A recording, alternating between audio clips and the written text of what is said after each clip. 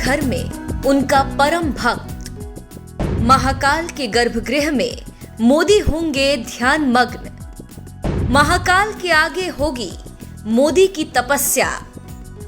अब बस कुछ ही घंटे बाद पूरी दुनिया उज्जैन की रौनक देखेगी। जिस महाकाल कॉरिडोर की एक झलक ने लोगों को पागल कर रखा था, अब उसकी झलक नहीं बल्कि पूरे दर्शन होंगे। भूमंडल के स्वामी महाकाल के उज्जैन नगरी तैयार हो चुकी है। महाकाल लोक के पहले चरण का कार्य पूर्ण हो चुका है और अब 11 अक्टूबर को जैसे ही पीएम मोदी के हाथों कॉरिडोर का लोकार्पण होगा, पूरी दुनिया के लिए महाकाल लोक के द्वार खुल जाएंगे।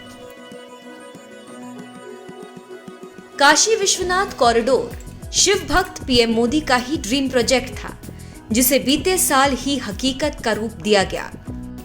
काशी के बाद अब उज्जैन भी विश्व पटल पर चमकने के लिए तैयार है।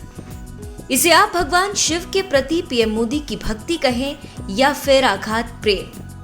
युवा अवस्था में जब पीएम मोदी सन्यासी बनने चले, उस वक्त अपनी केदार यात्रा में उन्होंने गरुड़ चट्टी में करीब 1.5 माह गुफा में साधना की। कहते हैं शुरुआती दिनों से ही पीएम मोदी केदारनाथ धाम आया करते थे। ये उन दिनों की बात है जब पीएम मोदी सिर्फ संघ से जुड़े हुए थे। तब उन्होंने कई महीने केदार घाटी में ही बिताए। रोजाना बाबा केदार के दर्शन करने के बाद चाय पिया करते थे। इसके बाद जैसे जैसे सत्ता के शीर्ष तक पहुंचते गए, केदारनाथ का दौरा करते रहे।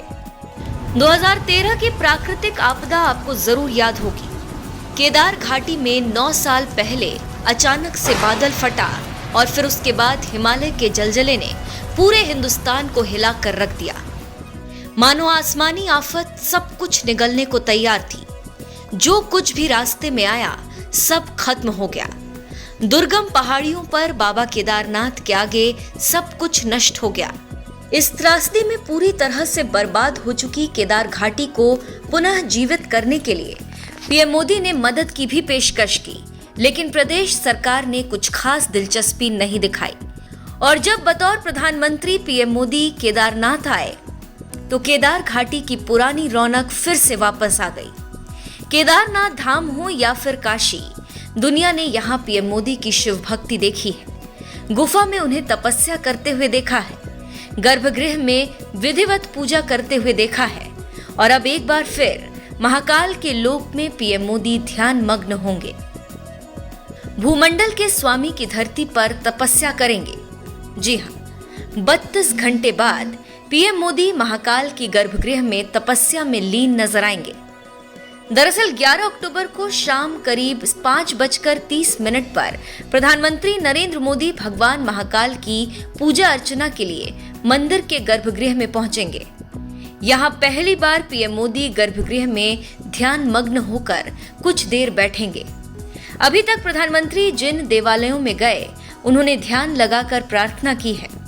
लिहाजा तय है कि उनके महाकाल दर्शन पूजन के बाद गर्भगृह में ही बैठकर ध्यान लगाएंगे। इसके लिए इंतजाम भी रहेंगे।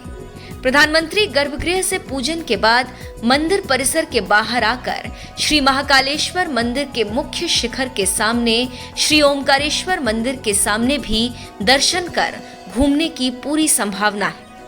हालांकि ऐसा पहली बार होगा कि महाकाल के गर्भगृह में पीएम मोदी पूजा भी करेंगे। कुछ समय के लिए ध्यान भी लगाएंगे। दक्षिण मुखी ज्योतिर्लिंग के आगे तपस्या करेंगे, लेकिन महाकाल का जलाभिषेक नहीं कर पाएंगे।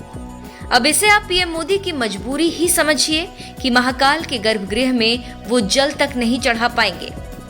दरअसल ठीक 5:30 बजे पीएम मोदी मंदिर पहुंचेंगे और मंदिर के परंपरा अनुसार 5 बजे से भगवान महाकाल को जल चढ़ाना बंद हो जाता है, क्योंकि इसके बाद यहाँ परंपरागत पूजन, श्रृंगार और आरती होती है। ऐसे में प्रधानमंत्री गर्भगृह में रहकर भी भगवान को जल अर्पित नहीं कर सकेंगे। यानी कि पीएम मोदी और महाकाल के जलाभिषेक के बीच की अड़चनें कोई और नहीं बल्कि मंदिर से जुड़ी परंपराएं हैं। आपको बता दें कि 11 अक्टूबर मंगलवार की शाम 6:30 पर अश्विनी नक्षत्र होने से विशेष योग बन रहा है। इसे विशेष फलदायी माना जाता है। इससे पहले पीएम मोदी ने यूपी में काशी विश्वनाथ कॉरिडोर का लोकार्पण रेवती नक्षत्र में किया था। उन्होंने अयोध्या में राम मंदिर का भूमि पूजन भी अभिजीत मुहूर्त में किया था।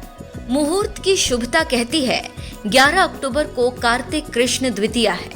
उज्जैन महाकाल की भूमि है। महाकाल भूमंडल के स्वामी हैं।